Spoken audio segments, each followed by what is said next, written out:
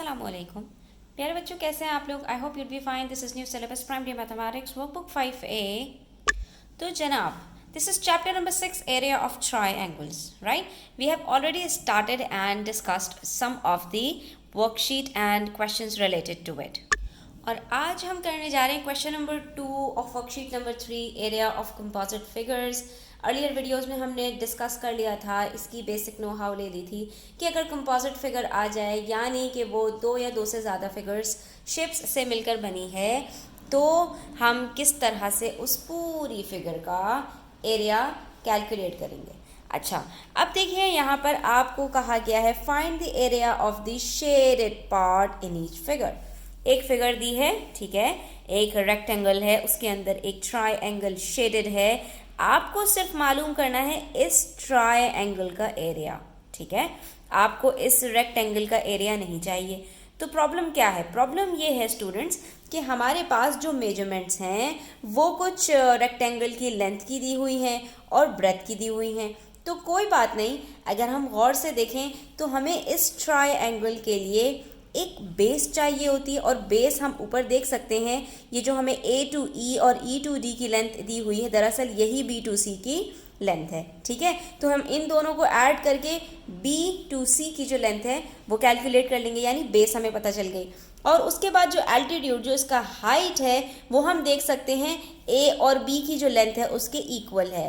तो हम आसानी के साथ इस ट्राइंगल का एरिया कैलकुलेट कर सकते हैं। तो बस हमने 7 + 3 किया, हमें जो है वो बेस पता चल गई, दैट इज़ 10। 10 को हमने मल्टीप्लाई किया हाइट के साथ, दैट इज़ 6 सेंटीमीटर। 10 6 = 30, डिवाइड कर दिया 2 से, तो 30 centimetre square. We have found the area of this composite figure, ठीक है। अब आ जाइए फिगर नंबर 2 पर। अगेन यहाँ पर एक रेक्टेंगल है और बीच में एक ट्राइंगल है। तो अब इस ट्राइंगल का हमें एरिया कैलकुलेट नहीं करना, बल्कि हमें जो बाकी जगह बच रही है उसका एरिया कैलकुलेट करना है। अब ऐसे फिगर्स का एरिया कैलकुलेट करने के लिए स्टूडेंट्स, इसके अंदर हमारे पास कोई डेफिनेट शेप नहीं है। अलबत्ता अगर आप गौर से देखिए कि मैं इस पूरे रेक्टेंगल का एरिया कैलकुलेट करूं, उसके बाद इस ट्राइंगल का एरिया कैलकुलेट करूं, फिर इस रेक्टेंगल में से इस ट्राइंगल के एरिया को मैं सब्ट्रैक्ट कर दूं, तो मुझे पता चल जाएगा कि बाकी एरिया कितना है। फॉर एग्जाम्पल, मैं अगर आपसे कहूँ इस पूरे रेक्टेंगल का एरिया 10 है, जिसमें ये ट्राइंगल शामिल है, और मुझे इस ट्राइंगल का एरिया नहीं चाहिए, जबकि इस ट्राइंगल का एरिया सिर्फ 3 सेंटीमीटर स्क्वायर है, इस पूरे का 10 सेंटीमीटर स्क्वायर है, और इस ट्राइंगल का 3 सेंटीमीटर स्क्वायर है। तो ये बता दो कि इस ट्राइंगल के अलावा का कितना होगा। आप क्या कहेंगे? 10 में से 3 को सब्ट्रैक्ट कर दो, पता चल जाएगा, यानी कि 7 सेंटीमीटर स्क्वायर हो जाएगा। तो यहाँ पर भी हमें एग्जैक्टली यही करना है। तो बस यहाँ पर ये देख लीजिए कि हमारे पास इस रेक्टेंगल की जो लेंथ है वो 26 सेंटीमीटर है, जो ब्रेथ है वो 20 सेंटीमीटर है। इन दोनों को हमने मल्टीप्लाई किया तो हमारे पास आंसर आ गया 520। यहाँ पर मैंने 0 नहीं लिया था, 26 को 2 से मल्टीप्लाई किया तो 52 होता है, और 0 ऐड किया तो 520 सेंटीमीटर स्क्वायर हो गया। इसी तरह से इस ट्राइंगल का एरिया कैलकुलेट कर लिया। ये बेस है मेरे पास, that is equals to 26 centimetre. Base की लेंथ वही है जो रेक्टेंगल की लेंथ की मेरे पास जो है वो पूरी कैलकुलेशन है, ठीक है। तो उसके अंदर मैंने 26 इसकी बेस ले ली, और हाइट मेरे पास गिवन है इसकी 10 सेंटीमीटर्स। तो मैंने 26 को 10 से मल्टीप्लाई किया, 260 डिवाइड किया 2 से, आंसर आ गया मेरे पास 130। अब ये देखिए कि मुझे इस ट्राइंगल का एरिया नहीं चाहिए, तो मैंने 520 में से 130 को सब्ट्रैक्ट किया, मेरे पास 390 सेंटीमीटर स्क्वायर एरिया कैलकुलेट हो गया।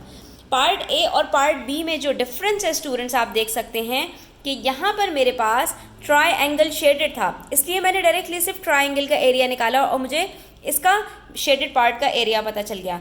यहाँ पर मेरे पास जो शेडेड पार्ट है वो ट्राइंगल के अलावा है, तो यहाँ पर ट्राइंगल के एरिया को रेक्टेंगल के एरिया में से सब्ट्रैक्ट करेंगे तो पता चल जाएगा कि बाकी जो शेडेड पार्ट है उसका एरिया क्या होगा। अब आ जाइए पेज नंबर 127 पर, पार्ट सी है स्टूडेंट्स। वीडियो को एंड तक ज़रूर देखा करें, अच्छी लगे तो लाइक कमेंट शेयर कर दिया करें, और चैनल सब्सक्राइब नहीं किया तो सब्सक्राइब कर लीजिए। अच्छा जी, यहाँ पर जो स्टूडेंट्स मेरे पास कंपोजिट फिगर है जिसके अंदर मेरे पास एक पूरा रेक्टेंगल है जिसके अंदर दो ट्रायंगल्स हैं और जो शेडेड पार्ट्स हैं वो यही दोनों ट्रायंगल्स हैं। तो बस सीधी सी बात है, इन दोनों ट्रायंगल्स की अगर मुझे बेस और हाइट पता चल जाती है तो मैं आसानी से इन दोनों के एरियाज़ को अलग अलग कैलकुलेट करूँगी और दोनों को सम अप कर दूँगी, उसमें कोई प्रॉब्लम नहीं है। अब अगर आप गौर से देखिए तो ये ट्रायंगल की बेस तो मुझे पता चल रही है 16 सेंटीमीटर और इसकी जो बेस है वो इस ट्रायंगल की बेस के बराबर है, तो दोनों की बेस तो मुझे पता चल गई 16 मीटर्स है। ठीक है, अब दोनों की हमें हाइट चाहिए। ठीक है, इसकी भी हाइट चाहिए और इसकी भी हाइट चाहिए। अगर आप गौर से देखेंगे तो मेरे पास ए टू डी जो लेंथ दी हुई है वो इन दोनों की हाइट से मिलकर बनी है। ठीक है, अब अगर नीचे आइए तो नीचे मेरे पास ये जो ट्रायंगल है ए बी ई, इसकी मुझे हाइट यहाँ से पता चल सकती है कि ये 8 मीटर्स है। तो चलिए जी, ट्रायंगल ए बी ई की तो मेरे पास हाइट भी आ गई और मेरे पास इसकी बेस भी आ गई। बच गया ट्रायंगल सी ई डी, तो इसकी हाइट निकालने के लिए मुझे क्या करना पड़ेगा, टोटल हाइट में से 8 मीटर्स को सब्ट्रैक्ट कर दूंगी। जैसे ही मैं 20 में से 8 को सब्ट्रैक्ट करती हूँ मुझे पता चल जाता है कि मेरे पास यहाँ पर जो हाइट है वो 12 मीटर्स है। तो बच्चों कितना आसान हो गया, इसकी भी हाइट इसकी भी बेस, इसकी भी हाइट इसकी भी बेस पता चल गई। दोनों के एरियाज कैलकुलेट करते हैं और अपना आंसर निकाल लेते हैं। पहले हम ट्रायंगल ए बी ई का एरिया कैलकुलेट करेंगे इसी फॉर्मूले से। 16 मल्टीप्लाई बाय 8 डिवाइडेड बाय 2 तो 64 सेंटीमीटर स्क्वायर मीटर स्क्वायर आता है हमारे पास।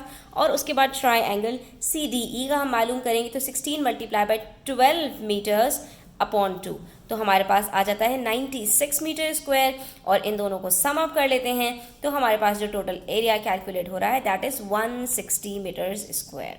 ठीक है, देखा आपने कितना आसान है स्टूडेंट्स।